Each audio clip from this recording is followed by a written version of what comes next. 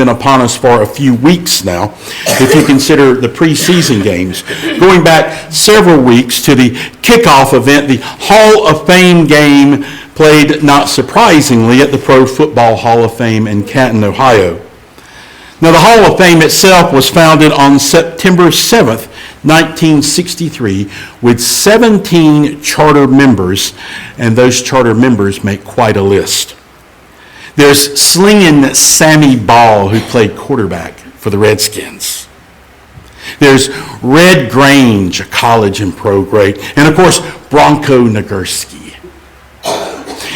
There are others, but the one I really don't want to forget about today is Jim Thorpe.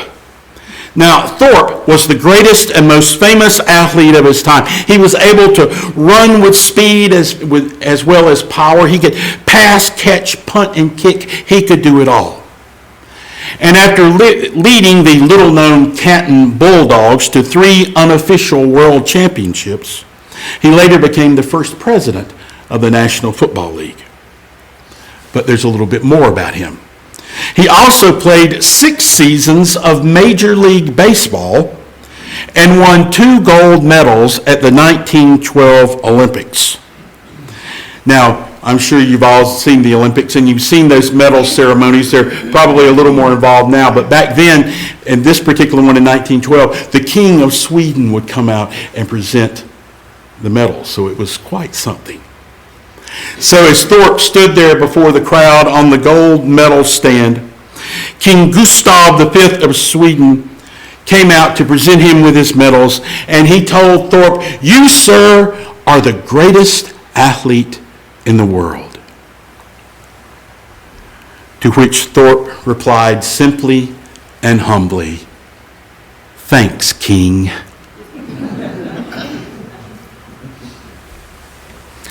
How radically different the world of athletes and athletics is today. Today, so often, success leads to excessive celebrations, group high fives, sack dances, push-ups, cartwheels, sit-ups, boat rowing, snow angels, and something called a worm crawl. I had to look that one up. The arrogance of some of these athletes has become so bad that excessive celebrations have had to be penalized, but the NFL has backed off a little bit on that now.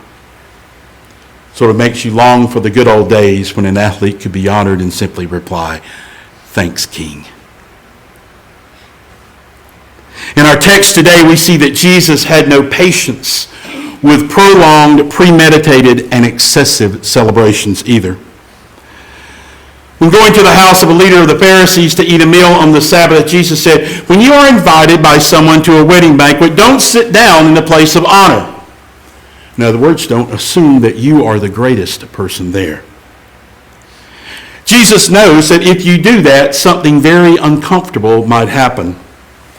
Jesus knows that someone more distinguished than you just might show up, which would cause your host to come up to you and say, "I'm sorry, you're going to have to get out of the place of honor. You're going to have to move down to the end of the table, and you're going to have to hand your chair over to this person because they are much more important than you are." Talk about your awkward moments. Instead, Jesus says, when you are invited, you should start out by going and sitting at the lowest place. That way, if the host comes up to you, you may say, "Friend, move on up higher." Then you will be honored in the presence of all the people who are there at the table with you.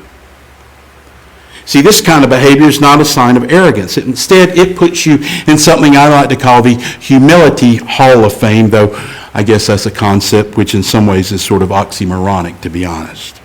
Of course, that's not what our culture teaches today, is it? What our culture teaches us today is something quite different. Children want trophies for participating in sports, not just for winning. Parents expect their kids to be admitted to Ivy League colleges, even though only 1 in 10 will get in. Do you remember the scandal a month or 2 ago about some of the stars in Hollywood that were bribing people in order to get their kids in certain schools? College students, trust me, I've got one, want A's, Not because they have studied hard and learned a lot, but because they have shown up for class and they're paying a lot of money to go to that school. Basketball players go to prestigious universities, not because they want first-class educations, because they want to play for a year and then take a jump to the NBA. And let's not even get started with some of the things that are on TV right now, the so-called reality shows, which are full of people who become famous simply for being outrageous, not for any skills or talents or achievements or for doing anything for anybody. The real wives or husbands of wherever, fill in the blank, The Bachelor and The Bachelorette, Keeping Up with the Kardashians or whoever is the latest. On and on, these shows celebrate people simply for doing crazy and outrageous things. That's a long way from the Humility Hall of Fame, isn't it? Jesus makes a prediction that should be heeded by all of these individuals today, by many of us today, maybe by all of us today. All who exalt themselves will be humbled, he said, and those who humble themselves will be exalted. Do any of you remember George McGovern? Remember George McGovern? He was a United States senator who was probably most famous as the Democrat who lost to Republican Richard Nixon in one of the most lopsided defeats in presidential history. Now, don't worry, I'm not going political today. I simply want to make a few points about McGovern. One of the things that McGovern was steadfast, this is back in 72, was he was opposed to the Vietnam War. And this made some people paint him as a coward. But let me tell you a few things about McGovern. McGovern was no coward. In fact, if you did not know this, he was a highly decorated bomber pilot in World War II. Did you know that? A man who served his country bravely and well. And his staff urged him to talk about that. They said, you've got to tell people that story. They need to know. But like so many of our wonderful and honored veterans, he didn't want to take credit. He felt he had done his duty for his country, and there was no need for him to brag. He had done the right and the good thing, and he wouldn't make it an issue. Instead, he described himself as the son of a Methodist minister, a good old South Dakota boy who went off to war and married the same woman, and they'd been married forever. That's the way he described himself. In short, he was humble. And maybe that humility served him well because at the end of his life, he was awarded something called the World Food Prize. And he was awarded that prize along with another man that you have probably also heard of because it's another man who ran for president and lost badly, who was also a World War II veteran who'd been wounded horribly. That was Senator Bob Dole. Remember him? The two of them won this medal together. And Dole said this, our most important commonality between these two men, the one that will unite us during and after our service on Capitol Hill, was our shared desire to eliminate hunger in this country and around the world. So as colleagues in the 1970s, on opposite sides of the aisle, on the Senate Hunger and Human Needs Committee, they worked together to reform the food stamp program, expand the domestic school lunch program, and establish the special supplemental program for women, infants, and children. Did you know that these two men were involved in all of that? I did not. But that's not all they did.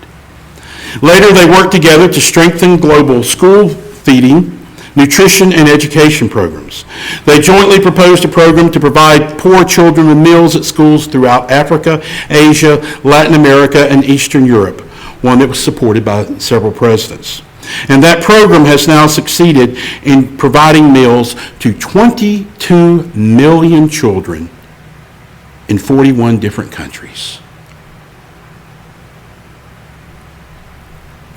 Isn't it interesting that these two men who were war heroes, these two men who did so much to fight hunger, are so often known as guys who lost the presidential election.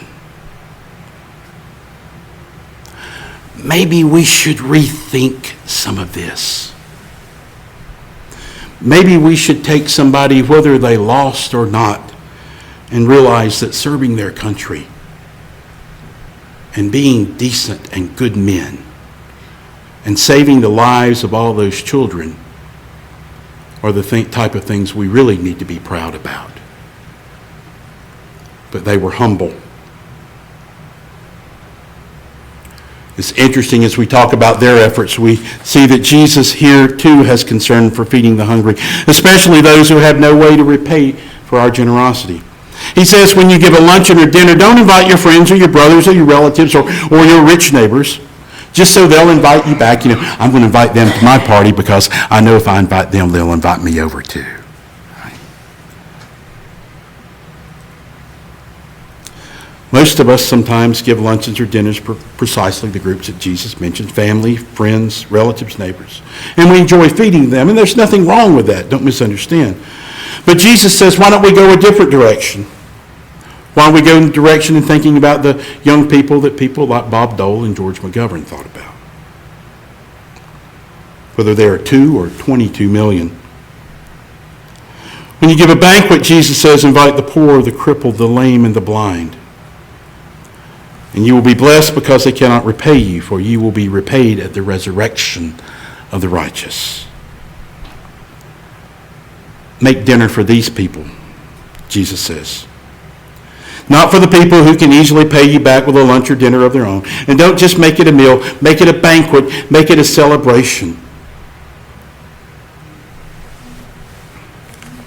A Harris poll of the American people conducted several years ago, I think this was about 5 or 6 years ago, found that 59% of people in the United States follow pro football. That's the highest level of interest in the NFL that Harris has found since it started asking the question back in 1992.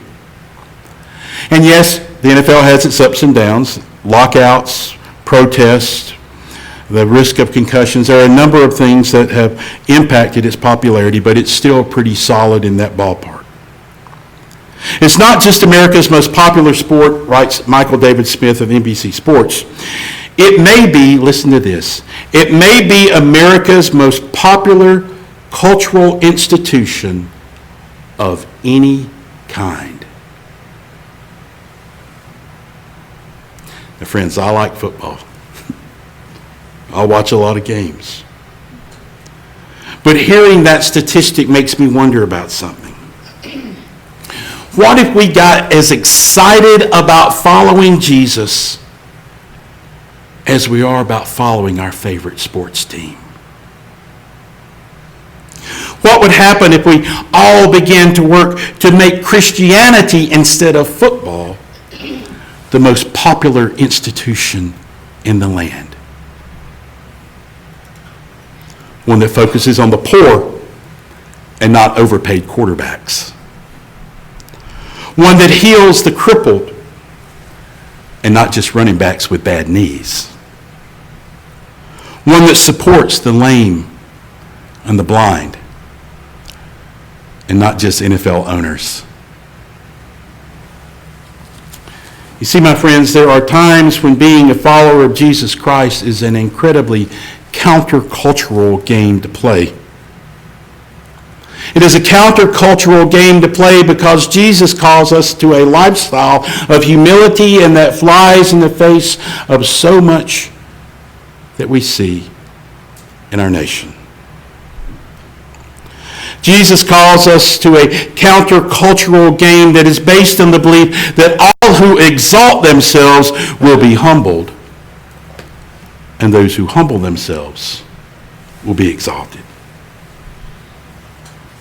Anything we do to serve others without expectation of a payback will be seen as a success in the eyes of Jesus, whose eyes are far more important than the eyes of the world, and will move us closer to the Humility Hall of Fame, or in the words of this passage, the words of Jesus. It will move us closer to the resurrection of the righteous. the resurrection of the righteous. And maybe on that day of the resurrection of the righteous, then we too can turn to Jesus and say humbly and simply, "Thanks, King. Thanks, King." In the name of the Father, and of the Son, and of the Holy Spirit. Amen.